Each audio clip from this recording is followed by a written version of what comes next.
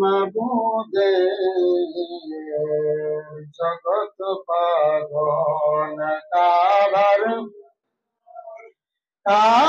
পাগল মাবুদের মাবুদ পাগল নবীর জন্য আমার নবী পাগল উম্মতের আল্লাহুম্মা সাল্লি মাওলানা মুহাম্মদ ওয়া আলা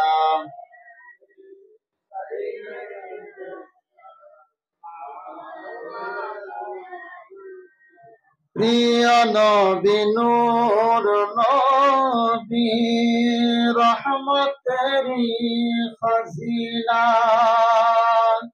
তোমার দিদার পাওয়ার লাগি এই তো মনের বাসনা সবাই বলি ইয়া রাসূলুল্লাহ প্রিয় নবী নূর নবী রহমতেরি খাজিনা তোমার দিদার পাওয়ার লাগি এই তো মনের বাসনা দয়া করে দিও দেখা আমরারি মরণ বেলায় জানে মুহাম্মদ শাহে মদিনা আল্লাহুম্মা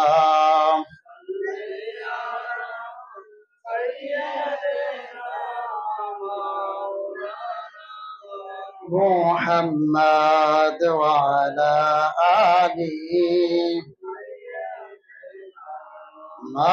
مولانا لا إله إلا الله لا إله أرجو لا إله মাশাআল্লাহ লা ইলাহা ইল্লাল্লাহু লা ইলাহা বহু দূরে মদিনা আমরা কেমনে যাব জানি না বহু দূরে মদিনা আমরা কেমনে যাব জানে আমার দয়াল আল্লাহ জানে আমার দয়াল নবী নিয়ে যাও না মদিনা লা ইলাহা ইল্লাল্লাহু লা ইলাহা ইল্লাল্লাহু লা ইলাহা আসিয়া বলে আল্লাহ আল্লাহ ফেরাউন বলে দিব জ্বালা সবাই আসিয়া বলে আল্লাহ আল্লাহ ফেরাউন বলে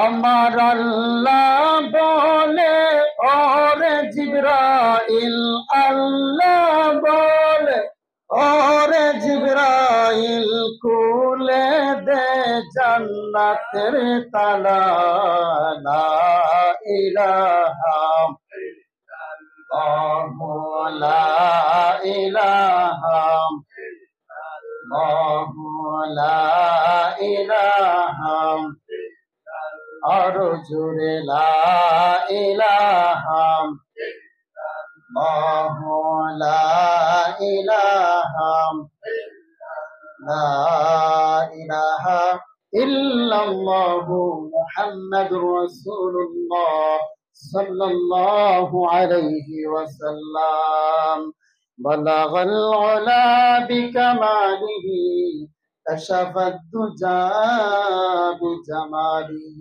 حسنت جميع خصال صلوا عليه وآله কত বেতা কত জানা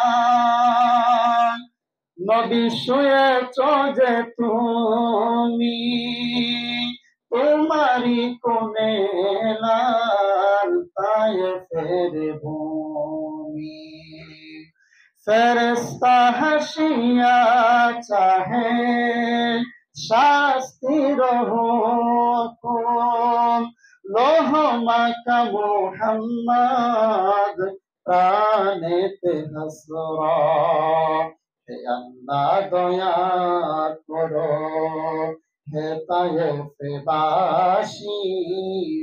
তারা তো চিনেনি আমি যে মুহাম্মদ, হৃদয়ে মুহাম্মদ। বালাগাল উলা বিকামালিহি কাশাফাত তুজা বিজামালিহি হাসানাত জামিউ বিসালিহি সাল্লু আলাইহি ওয়া আলিহি। সবাই বলে আলহামদুলিল্লাহ। অসংখ্য অগণিত প্রশংসা জ্ঞাপন করছি যে মহান আল্লাহ পাক রব্বুল আলামিন আমাদেরকে আজকে পবিত্র জুমার দিনে জিলকদ মাসের দ্বিতীয় জুমায় 26শে বৈশাখ 9 মে আমরা উপস্থিত হতে পেরেছি। আল্লাহ তাআলার দরবারে শুকরিয়া জ্ঞাপন করছি। সবাই হৃদয়ের আবেগ, অনুভূতি, ভালোবাসা উজাড় করে দিয়ে, দিল মন উজাড় করে দিয়ে সুউচ্চ কণ্ঠে একবার জোরে বলি আলহামদুলিল্লাহ।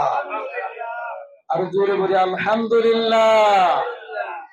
অসংখ্য অগণিত দরুদ সালাম আল্লাহর সৃষ্টির প্রধান আকর্ষণ, যিনি বিশ্ব সভার সভাপতি, সকল নবী ও রাসূলগণের মাথার মুকুট, যিনি শামসুল হিদায়াত, বদরুদ্দুজা, সদরুল উলা, সাইয়্যিদুস সাকলাইন, ইমামুল হারামাইন, আফতাবে নবুওয়া, শাহানশাহে রিসালা, হুজুরে আকরাম, নূরে মুজাসসাম, হাবিবুল্লাহ মুহাম্মদুর রাসূলুল্লাহ সাল্লাল্লাহু তাআলা আলাইহি ওয়াসাল্লাম, যাকে আজ থেকে প্রায় ১,৫০০ বছর আগে আল্লাহ পাক রব্বুল আলামিন পবিত্র মক্কাতুল মুআজ্জামা খাজা আব্দুল্লাহ রাদিয়াল্লাহু তাআলা আনহুর ঘরে আম্মা জান আমেনা রাদিয়াল্লাহু তাআলা আনহুর কোলে ৫৭০ খ্রিস্টাব্দে ১২ই রবিউল আউয়াল সুবহে সাদিকের সময় আল্লাহ পাক রব্বুল আলামিন আমাদের নবীজিকে প্রেরণ করেছেন, আগমন করিয়েছেন। সবাই বলি আলহামদুলিল্লাহ। তাই আসুন আমরা সবাই নবীজির প্রেম ভালোবাসায় এবং সাহাবায়ে কেরাম আওলাদদেরকে আমরা মহব্বতে দুরূদ সালাম একবার পৌঁছায় দিই। সবাই বলি সাল্লাল্লাহু আলাইহি ওয়া আলা আলিহি ওয়া আসহাবিহি ওয়া বারিকা ওয়া সাল্লাম। সবাই বলি রব্বানা লাকাল হামদ। সবাই বলি রব্বানা লাকাল হামদ হামদান কাসীরা তাইয়িবান মুবারাকান ফীহি ইয়া রাব্বি লাকাল হামদু কামা ইয়ানবাগি লিজালালিকা ওয়াজহিক ওয়া আযীমি সুলতানিক। সবাই বলি মারহাবা। আরো জোরে বলি মারহাবা। প্যারা হাজিরিন, আল্লাহ পাক রব্বুল আলামিন আমাদেরকে আজকের এই জুমার আলোচনা থেকে শোনার এবং শুনে আমল করার, যিনি বলবেন এবং যারা শুনবেন, যারা আসতেছেন, আল্লাহ তাআলা সবাইকে যেন হেদায়েতের উদ্দেশ্যে আমল করার মতো তৌফিক দান করে। সকলে বলে আমিন। আজকের আলোচনা থেকে যেন আমাদের প্রত্যেকের ঈমান আরো মজবুত শক্ত হয়, আমাদের প্রত্যেকের ঈমান যেন মুসলমান থেকে আরেকটু পরিবর্তন হয়ে মুমিন হতে পারি। মুসলমানের জিনিস, ইমানদার আরেক জিনিস, কিন্তু মুমিনে কামিল হলো পরিপূর্ণ আল্লাহর প্রিয় বান্দা। তাই আমাদের প্রত্যেকের উচিত, আমরা তো শুধু এই নয় যে শুধুমাত্র আমরা মুসলমান হয়েছি, আমাদের উপর নামাজ, রোজা, হজ, যাকাত সবকিছু আমাদের উপর আল্লাহ তাআলা ফরজ করে দিয়েছেন, আমল করার জন্য নবীজি আদেশ করে দিয়েছেন। তো সেই আমল করতে করতে আল্লাহ তাআলা আমাদেরকে যেন আল্লাহ তাআলার প্রিয় বান্দা থেকে আল্লাহর বন্ধু রূপে রূপান্তরিত করতে পারে। সেই জন্য আমরা সর্বোচ্চ চেষ্টা আমাদের আমল বাড়াবো। সবাই বলি আলহামদুলিল্লাহ। প্যারা হাজিরিন, গত সপ্তাহে আমরা মুতার যুদ্ধে একটু সামান্য আলোচনা করেছিলাম, যা শেষ করতে পারি নাই। তো আজকে এই মোতার যুদ্ধটা নিয়ে সামান্য একটু কাজ করবো। ওয়া তাওফিক ইল্লা বিল্লাহ। প্যারা হাজিরিন, আমরা জানি রাসূল আকরাম সাল্লাল্লাহু তাআলা আলাইহি ওয়াসাল্লামের জীবনীতে অনেকগুলো যুদ্ধ অংশ গ্রহণ করেছেন, সশরীরে 27টি যুদ্ধ অংশ গ্রহণ করেছেন। ওনার জীবনীতে পাওয়া যায় প্রায় 87টি বা 80টির উপরে উনি যুদ্ধ পেয়েছেন বা ওনার থাকাকালীন অবস্থায় হয়েছে। যাই হোক, তো যেই নবী উম্মতের কান্ডারি, যেই নবী আল্লাহ পাক রব্বুল আলামিনকে রাজি খুশি করতে না চাইলেও আল্লাহ তাআলা নিজেই রাজি খুশি করার জন্য আমার নবীর জন্য প্রেমে পাগল করা হয়ে থাকে। তখন কোন সময় আমাদের নবীজি কি লাগবো না লাগবো, নবী যেন আল্লাহ যেন নবীজির দিকে তাকায় থাকে, যে নবীজি কখন কোন অবস্থায় তার মনের মধ্যে কি চাইতেছে। সে যদি একবার যদি আমি আল্লাহর কাছে একবার যদি বলে ইয়া রব আমার এইটা দরকার ওইটা দরকার, হাদিসের মধ্যে আসছে, কিতাবের মধ্যে আসছে যে নবীজি যে এই কথাটা যেই মাত্র স্মরণ করছে সেই মাত্রই আল্লাহ তাআলা কবুল করে নেয়। সুবহানাল্লাহ। আর রাসূল সাল্লাল্লাহু আলাইহি সাল্লাম তিনি এমন একজন নবী, যেই নবী যদি আপনার কোন দিকে আপনার পা বাড়ায় উম্মতের জন্য যে শরীয়তে আইন হয়ে যায়। সুবহানাল্লাহ। যে নবী আপনার যদি বিবাহ করে উম্মতের জন্য ওনার স্ত্রীরা উম্মাহাতুল মুমিনিন মা হয়ে যায়। সুবহানাল্লাহ। যেই নবীর সন্তান যদি জন্ম নেয় তাহলে ওই সন্তানগুলো হয়ে যায় আলে রাসূল, কি হয়ে যায়? নবীর বংশধর হয়ে যায়, আওলাদে রাসূল হয়ে যায়। এবং যে নবী রাস্তা দিয়ে হাঁটলে রাস্তার যে শক্ত বালুকণা আছে, যে পাথরগুলো আছে, এগুলো যেন তুলার মতো নরম হয়ে যায়। কেমন একজন নবীর উম্মত আমরা। সুবহানাল্লাহ। শুধু কি তাই, যে নবী চাইলে আসরের নামাজ মাগরিবের সময় চলে যায়, সেই নামাজকে আল্লাহ তাআলার হুকুমে নবীজি সাল্লাল্লাহু আলাইহি সাল্লামের হাত মোবারকের ইশারায় আবার ডুবন্ত সূর্যকে আবার উদিত করে আসরের নামাজের ওয়াক্ত নিয়ে আসে। সুবহানাল্লাহ।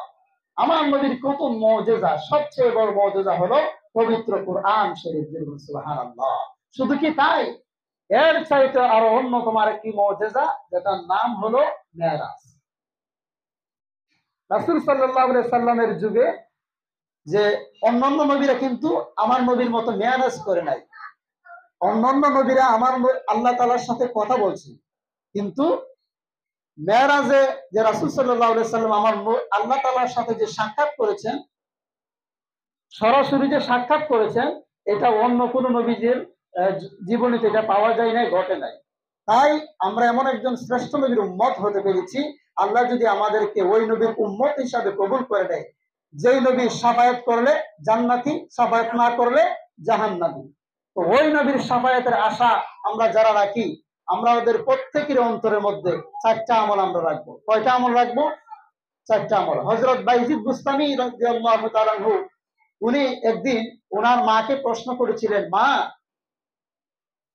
আপনি আমাকে এমন একটি আমল শিখাই দেন, যে আমলটা শিখলে পরে, যে আমলটা করলে পরে আমি অতি দ্রুত রাসূল সাল্লাল্লাহু আলাইহি সাল্লামের শাফায়াত পাবো, সবার আগে ফার্স্ট চান্সে আমি জান্নাতে যাইতে পারবো এবং খুব সহজে আমি নবীজিকে দেখতে পারবো। তখন বাইজিদ বুস্তামির মা এমন একজন আবেদা সালেহা ছিলেন, যা অন্যান্য আপনার আউলিয়া কেরামের জীবনীতে ওনার মার মতো পাওয়া যায় না। আউলিয়া কেরাম বিশ্ব জগতের মধ্যে যারাই আপনার বড় বড় আউলিয়া কেরাম হয়েছেন, উপাধি লাভ করেছেন, তাদের প্রত্যেকেরই পিছনে অবদান রয়েছে তাদের মা এবং বাবা। আর আজকে আমরা এমন এক সমাজের মধ্যে বসবাস করি, আমরা এমন হয়েছি, মা হয়েছে, বাবা হয়েছি, দেখা গেছে কি আমাদের সন্তানরা কি আমল করব, আমাদের নিজেদের মধ্যে আমল নাই। এই যে আজকে জুমার দিন আসছে, অনেকে মাত্র আজকে আসছে নামাজ পড়ার জন্য, অথচ নামাজটা কি শুধু আজকের জন্য নাকি 5 ওয়াক্ত পুরা 7টা দৈনন্দিন জীবনের জন্য? যদি 7 দিনের জন্য নামাজ ফরজ হয়ে থাকে, তাহলে আমরা শুধুমাত্র আপনার নামে মুসলমান হিসেবে আমরা কি করতেছি, এই সাপ্তাহিক দিনে আইসা হাজিরা দিতেছি। আর কোনো কিছু হোক বা না হোক, নবীজি যে একটা হাদিস বলছে যে ব্যক্তি যার জীবনে একসাথে 3 জুমা আপনার না পড়বে, 3 জুমা যে তরফ করবে, নবীজি তাকে কি করবে না, শাফায়াত করবে না। ওই হাদিসটা মনে হয় তার অন্তরের মধ্যে লালন পালন করে আর প্রতি সপ্তাহে একদিন আইসা নামাজ পড়ে। যখনই নামাজের সময় হয়, যখন বলা হয় ভাই আপনি নামাজে যাবেন না, বলতেছে ভাই যাবো, আগামী কালকে থেকে আজকে কাপড় চোপড় একটু ধুয়ে নিই।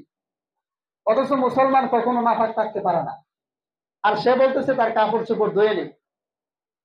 সে মহিলাদের মতো হয়ে গেল এক ধরনের। বলবেন কেমনে?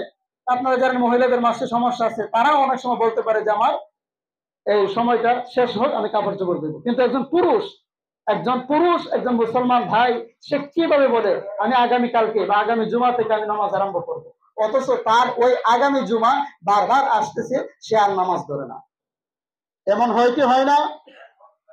তাহলে আমাদের প্রত্যেকের উচিত, আমরা এখন যে একটা পরিস্থিতির মধ্যে আছি, এই পরিস্থিতিতে আমাদের যদি ইমান যদি সতেজ না থাকে, স্ট্রং না থাকে, তাহলে আমরা যে কোনো সময় আমরা খারিজি, রাফিজি, আপনার মওদুদি, শিয়াবাদ যারা আছে, আমরা তাদের খপ্পরে করে আমাদের ইমান আমল হারাই ফেলবো। কারণ আমি এখনো স্পষ্ট জানতে পারি না কোনটা হক দল কোনটা বাতিল দল।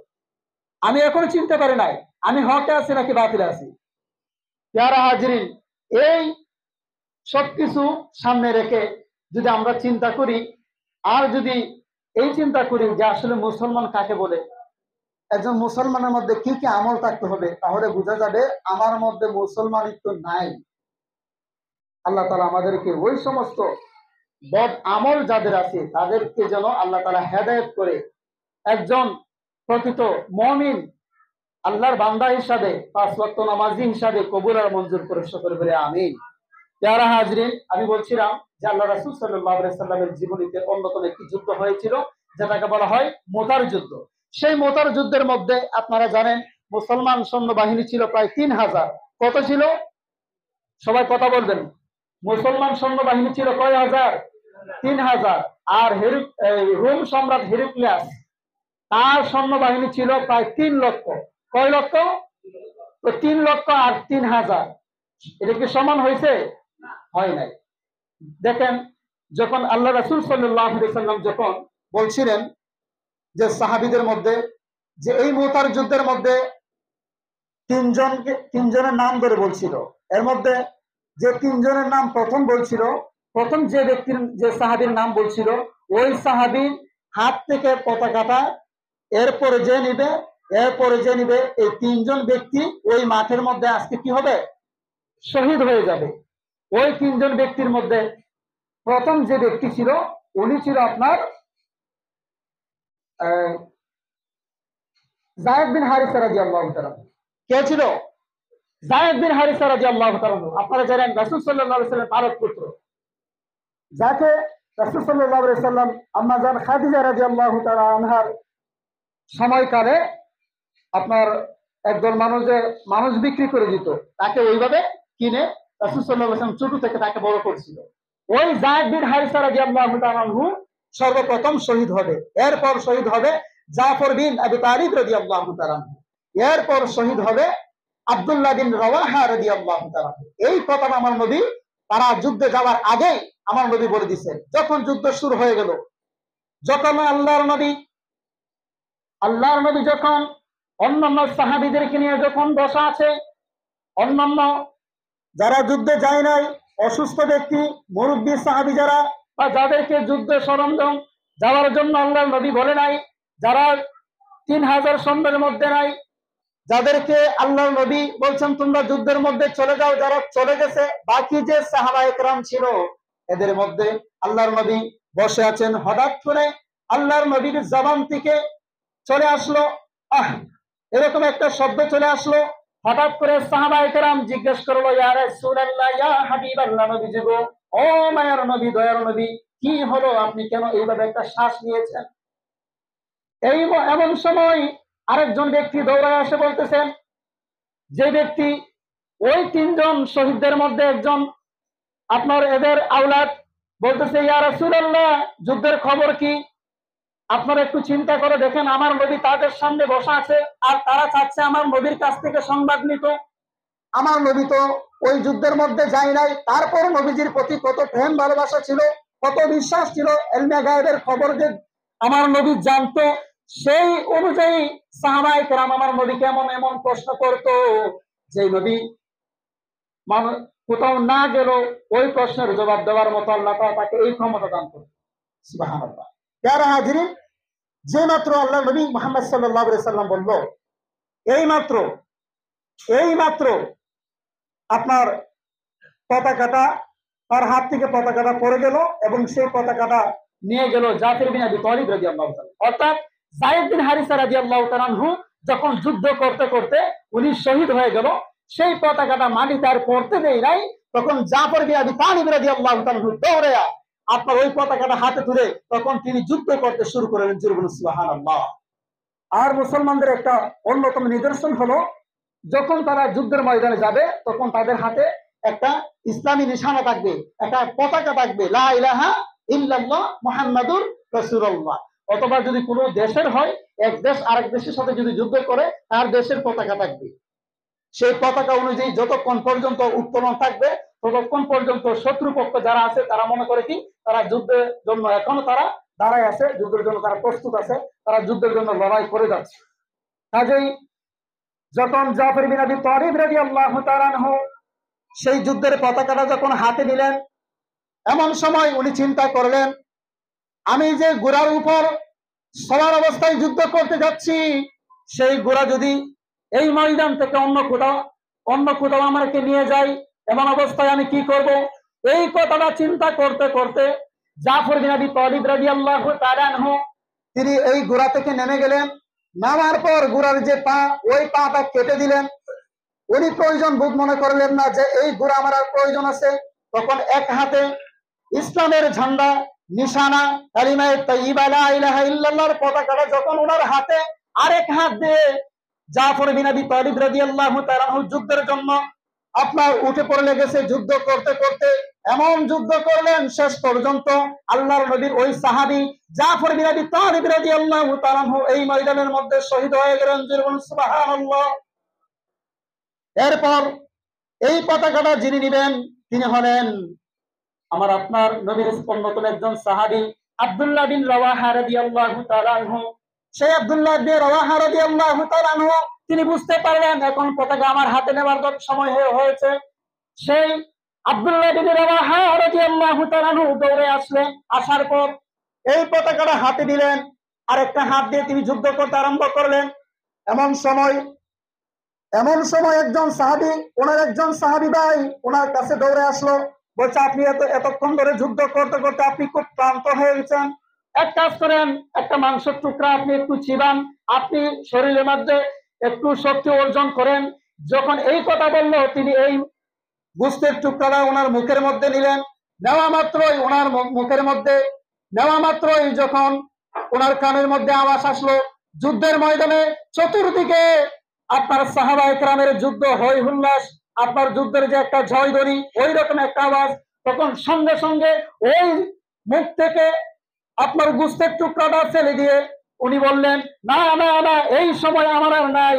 এই মাংস টুকরো খেয়ে আমি যে সময়টা অতিবাহিত করব, যেই সময়টা আমি নষ্ট করব, এই সময় আব্দুল্লাহ বিন রাওয়াহা আমার কাছে এই সময়টা নাই। উনি এই গোশতের টুকরাটা ফেলে দিয়ে রাঙ্গা তরবারটা হাতে নিয়ে, নিশানাটা হাতে নিয়ে দৌড়ায় গেলেন। যাওয়ার মাত্রই যখন আপনার কাফের মুশরিকরা আব্দুল্লাহ বিন রাওয়াহা রাদিয়াল্লাহু তাআলা আনহুর সামনে চলে আসতে লাগলেন। আস্তে আস্তে ওনার সাথে যুদ্ধ করতে করতে এক পর্যায়ে আব্দুল্লাহ বিন রাওয়াহা রাদিয়াল্লাহু তাআলা আনহু ওনার ডান হাতটা কেটে দিলেন। জোরে বলুন সুবহানাল্লাহ। এরপর যখন বাম হাতে ওনার তরবারটা নিলেন, সেই বাম হাতে তরবারটা নিয়ে যখন যুদ্ধ করতে করতে আবার কাফেররা ওনাকে ঘিরে ধরেছেন, ওনার বাম হাতটাও কেটে দিলেন। কিতাবের মধ্যে আসছে ইবনে হিশামের মধ্যে আল্লাহর নবী মুহাম্মদ সাল্লাল্লাহু তাআলা আলাইহি ওয়াসাল্লাম বলছেন, এমন সময় যে আব্দুল্লাহ বিন রাওয়াহা রাদিয়াল্লাহু তাআলা আনহু ওনার যে দুইটা রান, ওই দুইটা রানকে একত্রিত করে ওই নিশানাটাকে হাতে নিয়ে উনি এমন ভাবে বসে আছেন, যারাই ওনার সামনে আসে ওনার পা দিয়ে তাদেরকে আপনার আঘাত করতে লাগলো। ঠিক এমন সময় যখন ওনার আর এইরকম যুদ্ধ করতে আর সক্ষম হলো না, এমন সময় চতুর্দিকে কাফের মুশরিকরা এসে ওনাকে এমন ভাবে আঘাত করতে লাগলো, আঘাত করতে করতে ওনার দেহ থেকে মাথাটা আলাদা করে দিয়ে ওনাকে এই জায়গার মধ্যে শহীদ করে দিল। জোরে বলুন না সুবহানাল্লাহ। ইয়ার হাজরিন, তাহলে আল্লাহর নবীর যে সাহাবী তিনজন, এই তিনজন সাহাবী যখন শহীদ হলো, এরপর আল্লাহর নবীর একজন সাহাবী, যে সাহাবী আজাল গোত্রে ছিল, আজাল গোত্রে সাদেত ইবনে আরকাম রাদিয়াল্লাহু তাআলা আনহু, উনি যখন দেখলো এই নিশানটা পড়ে গেছে, ঠিক এমন সময় উনি দৌড়ে আইসা ওই নিশানটা হাতে নিলেন। হাতে নেওয়ার পর উনি সাহাবায়ে কেরাম যারা ছিলেন তাদের সবার দিকে তাকিয়ে বলতেছেন, রে আমার সাহাবী ভাইরা, আপনারা বলুন এই পতাকাটা কার হাতে নিবেন? তখন তারা বলতেছেন, এখানের মধ্যে আপনার যে শক্তি সামর্থ্য, আপনি তো আজাল গোত্রের একজন প্রধান, আপনার কাছে এই পতাকাটা মানাই। যখন এই কথা বললো তখন উনি অস্বীকৃত জানালেন, বললেন না, এই পতাকা আমার হাতে নিব না, আজকের এই পতাকাটা নিবে খালিদ বিন ওয়ালিদ রাদিয়াল্লাহু তাআলা আনহু। জোরে বলুন না সুবহানাল্লাহ। সেই খালিদ বিন ওয়ালিদ রাদিয়াল্লাহু তাআলা আনহু সর্বপ্রথম সেনাপতির দায়িত্ব উনি এই যুদ্ধের মধ্যে যখন নেন, তখন মনে করেন এই যে যুদ্ধের মধ্যে যে একটা জয় লাভ করছিল, সেই জয় লাভটা করার পর খালিদ বিন ওয়ালিদকে তখন সাহাবী যারা ছিল তারা সবাই চিনতে পারছিল। সেই খালিদ বিন ওয়ালিদ রাদিয়াল্লাহু তাআলা আনহু যখন সেনাপতির দায়িত্ব নিল, উনি খুব কৌশলী লোক ছিল। ওনার জীবনীতে পাওয়া যায় প্রায় 100 থেকে 150 যুদ্ধ করে, 1 থেকে প্রায় 150 যুদ্ধ করেছেন। এমন কোন একটা যুদ্ধ নাই যে যুদ্ধের মধ্যে উনি হেরে গেছেন। আল্লাহ তাআলা ওনাকে এমন শক্তি, প্রখর, মেধা দান করেছিলেন, উনি যতটা যুদ্ধের মধ্যে গিয়েছিলেন একটা যুদ্ধের মধ্যে উনি হেরে যায় নাই। অর্থাৎ যে সাহাবীদেরকে নিয়ে যেই যুদ্ধের মধ্যে উনি গেছেন, সেই যুদ্ধের মধ্যে উনি আপনি কি করছেন জয় লাভ করে উনি ফিরে আসছেন। তো এই যুদ্ধের মধ্যে কেমন জয়লাভ হয় নাই, এটা কেমন জয়লাভ হয়েছে একটু শুনুন। যখন খালিদ বিন ওয়ালিদ রাদিয়াল্লাহু তাআলা আনহুর হাতে নিশানাটা, উনি চিন্তা করলেন যে 3 লক্ষ আপনার কাফের মুশরিকদের দল, আমরা মাত্রই 3000, এই 3000-এর মধ্যে দিয়ে দেখা গেছে কিছু সংখ্যক সাহাবায়ে কেরাম শহীদ হয়ে গেছে, এবং যারা সেনাপতির দায়িত্ব ছিল, কমান্ডার ছিল, তারাও শহীদ হয়ে গেছে। উনি চিন্তা করলেন আমাদের সাহাবীদের মধ্যে কেউ কেউ আছে দুর্বলতা অনুধাবন করতেছে। ঠিক এমন সময় উনি একটা বক্তৃতা দিলেন, খালিদ বিন ওয়ালিদ রাদিয়াল্লাহু তাআলা একটা বক্তৃতা দিলেন যে আমি আপনাদেরকে নেতৃত্ব দিব, যখন যাকে যেই জায়গার মধ্যে বলবো আপনারা ঠিক ওই জায়গার মধ্যে দাঁড়িয়ে আপনারা যুদ্ধ করবেন। খালিদ বিন ওয়ালিদ রাদিয়াল্লাহু তাআলা এমন কৌশল জানতেন, কাফের মুশরিকরা আজও পর্যন্ত সেই খালিদ বিন ওয়ালিদ রাদিয়াল্লাহু তাআলার নাম শুনলে ওনারা থরথর করে কাঁপে। যখন রাতের বেলায় ছোট ছোট বাচ্চারা আপনার আমেরিকা, বিভিন্ন জায়গায়, যুক্তরাষ্ট্র সহ আপনার কাফের মুশরিক যে যেখানে আছে, তাদের বাচ্চারা যখন রাতের বেলায় ঘুমাইতে চায় না, এমন সময় যদি 2 জন সাহাবীর নাম বলে, ওই বাচ্চারা তখন থরথর করে ভয়ে তারা ঘুমাইতে যায়। একজন হলো উমর ইবনে খাত্তাব রাদিয়াল্লাহু তাআলা আনহু, আরেকজন হলো সেই খালিদ বিন ওয়ালিদ রাদিয়াল্লাহু তাআলা।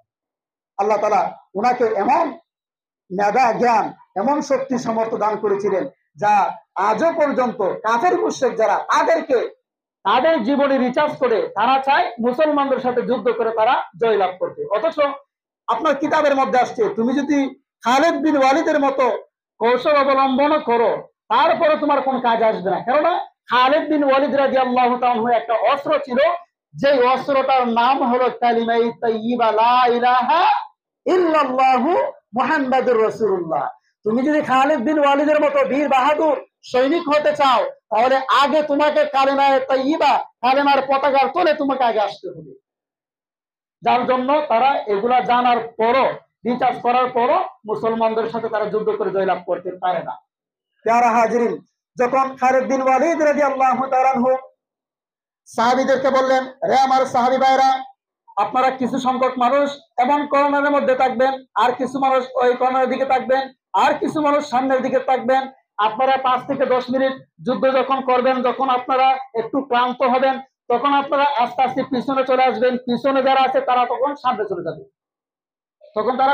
যাবে, পিছনের লোক যারা, তারা যখন সামনে চলে যাবে একটা আল্লাহু আকবার ধ্বনি দিয়ে, তখন কাফের মুশরিকদের ভিতরে তাদের অন্তরের মধ্যে একটা ভয় সৃষ্টি হবে, যে ভয়ের কারণে তারা মনে করবে যে তারা তো এখনো মরে নাই, তারা তো আরো দেখা যায় শক্তিশালী, আর তারা এমনও মনে করবে তাদের সাথে আরো এই অনেক সাহাবায়ে কেরাম, অনেক যোদ্ধারা অংশগ্রহণ করছে। যার জন্য এরকম কৌশল অবলম্বন করতে করতে এক পর্যায়ে খালিদ বিন ওয়ালিদ রাদিয়াল্লাহু তাআলা দেখে তারা সবাই প্রায় যুদ্ধ করতে করতে তাদের খুব ক্লান্ত চলে আসছে।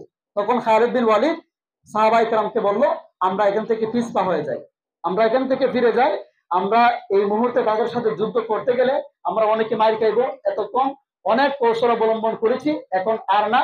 আমরা এখন এই মুহূর্তে এখান থেকে ফিরে যাব, আমরা আবারও প্রতিরোধ করার জন্য, তাদের সাথে যুদ্ধ লড়াইয়ে জয় লাভ করার জন্য আমরা আবারও ফিরে আসবো।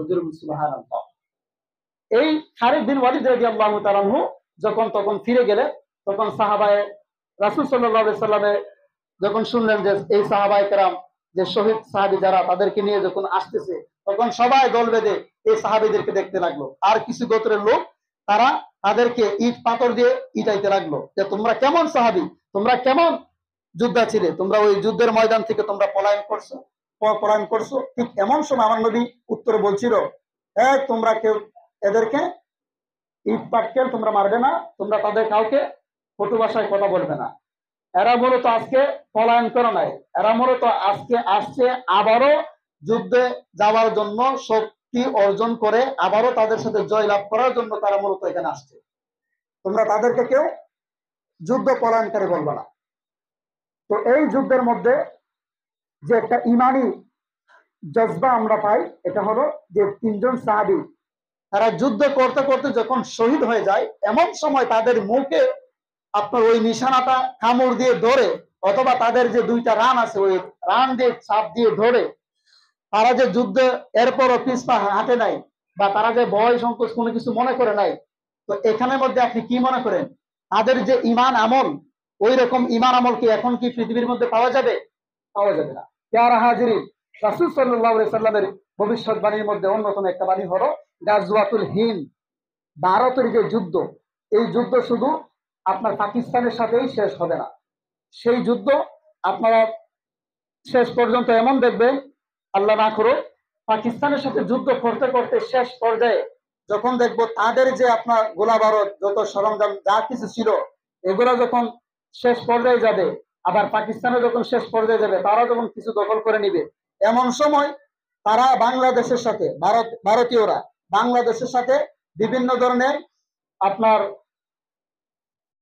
এমন কিছু খুঁজবে যেগুলা মনে করেন আমাদের সাথে শত্রুতা হওয়ার জন্য বা যুদ্ধ করার জন্য যথেষ্ট তারা মনে করে।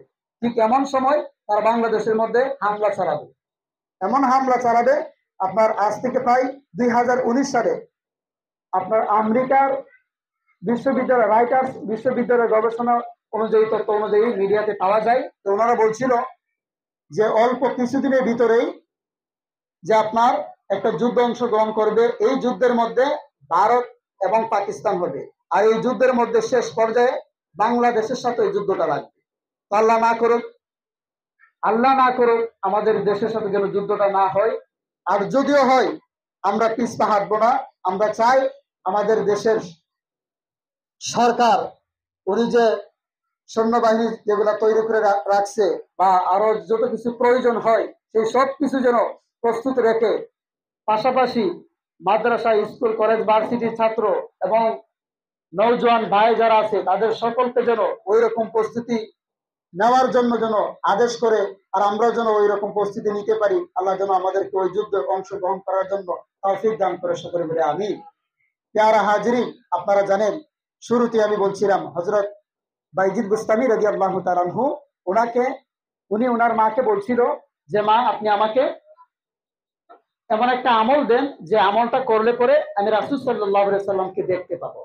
রাসূল সাল্লাল্লাহু আলাইহি সাল্লামকে দেখার জন্য বাইজিদ বুস্তামির মা বলছিল যে বাবা, তুমি তো অনেক বড় আলেম হয়েছো, তোমার কাছে কত হাজার হাজার মানুষ আসে, তোমাকে আমি আর কি আমল দিব? তারপর মা হিসেবে আমি তোমাকে নসিহত করি, এই 4টা আমল তুমি করবা। এই 4টা আমলের মধ্যে অন্যতম একটা আমল হলো এই, তুমি বেশি বেশি রাসূল সাল্লাল্লাহু আলাইহি সাল্লামের প্রতি দুরূদ শরীফ পড়বা। কি পড়বা? দুরূদ শরীফ। এরপর 2 নাম্বার বলছে রাসূল সাল্লাল্লাহু আলাইহি সাল্লামের সাথে আত্মিক সম্পর্ক, রূহের সম্পর্ক জাগ্রত করো। 3 নাম্বার বলছে রাসূল সাল্লাল্লাহু আলাইহি সাল্লাম যে সুন্নতগুলো আছে, সেই সুন্নত অনুসরণ করে তোমার জীবনটা পরিচালিত করো। 4র্থ নাম্বার বলছে যে তুমি তোমার দ্বারাতে কোনো একটা প্রাণীও যেন, তোমার দ্বারাতে কোনো একটা প্রাণীও যেন কষ্ট না পায়, অর্থাৎ তুমি মানব সেবা করো, মানব সেবায় তুমি নিয়োজিত থাকো মৃত্যুর আগ পর্যন্ত। কাজেই আমরা যদি এই বাইজিদ বুস্তামি রাদিয়াল্লাহু তাআলার মার নসিহত এই 4টা আমল যদি আমাদের মধ্যে থাকে, তাহলে আল্লাহ যদি চায় আমরা মৃত্যুর আগে যে কোনো এক সময় আল্লাহ তাআলা চাইলে আমরা আমল করতে করতে রাসূল সাল্লাল্লাহু আলাইহি সাল্লামের দিদার নসিব দান হতে পারে কি পারে না? আরো জোরে পারে কি পারে না? তাহলে আমরা সবাই 5 ওয়াক্ত নামাজের পাশাপাশি আমরা নিয়ত করব এই যে আমরা যেন অন্তত পক্ষে প্রতিদিন রাতে অথবা দিনে যে কোনো এক সময় আমরা যেন 100 বার মনোযোগ সহকারে দুরূদ শরীফ করতে পারি। কতবার? 100 বার। আর যদি 1000 বার যদি আপনি দুরূদ শরীফ মৃত্যুর আগ পর্যন্ত পড়ে যান, হাদিসের মধ্যে আসছে ওই ব্যক্তিকে ফেরেশতারা তার চোখের মধ্যে যে কালো চিহ্নটা, ওই কালো চিহ্নটার মধ্যে স্বর্ণের কলম দ্বারা লিপিবদ্ধ করে দিবে যে রাসূল সাল্লাল্লাহু আলাইহি সাল্লাম, আল্লাহ তাআলা রাসূল সাল্লাল্লাহু আলাইহি সাল্লাম ওই ব্যক্তির প্রতি খুশি, ওই ব্যক্তির প্রতি কি খুশি হয়ে যায়। কাজেই এইরকম আমল করতে গেলে অনেক পরিশ্রম দরকার আছে, অনেক সাধনা দরকার আছে। আর সবকিছুর মূলে যদি আপনি নামাজটা ধরেন, তাহলে এটা আপনি আস্তে আস্তে করতে পারবেন। যদি নামাজই না ধরেন, তাহলে এই আমলটা করতে পারবেন না। আজও পর্যন্ত যারা রমজানের পরে নামাজ ছাড়ছিল, এখনো পর্যন্ত অনেকে নামাজ ধরে নেয়। আবার রমজান মাস আসবে, আল্লাহ যদি বাঁচায় রাখে, এই সমস্ত ভাইরা আবারও নামাজ ধরবে। আবারও রমজান মাস আসবে, আবারও এভাবে রোজা ধরবে, নামাজ ধরবে। তো এইভাবেই তাদের জীবনটা পরিচালিত তারা করতেছে। তো তারা তো কোরআনের ভাষা অনুযায়ী ইহদিনাস সিরাতাল মুস্তাকিম মতে তারা নাই, আছে নাই। আল্লাহ তাআলা আমার এই সমস্ত প্রাণ প্রিয় ভাইদেরকে সবাইকে যেন আল্লাহ তাআলা 5 ওয়াক্ত নামাজ হিসাবে কবুল করে সকলে বলে আমিন। ওয়া আখিরু দাওয়ানা আলহামদুলিল্লাহি রাব্বিল আলামিন। সম্মানিত মুসলিয়ানে হাজরিন, প্রতি সপ্তাহের ন্যায় আপনারা যেভাবে মসজিদে দান খয়রাত করেন, এই সপ্তাহ আপনারা দান খয়রাত করেন। আল্লাহ যেন আপনাদের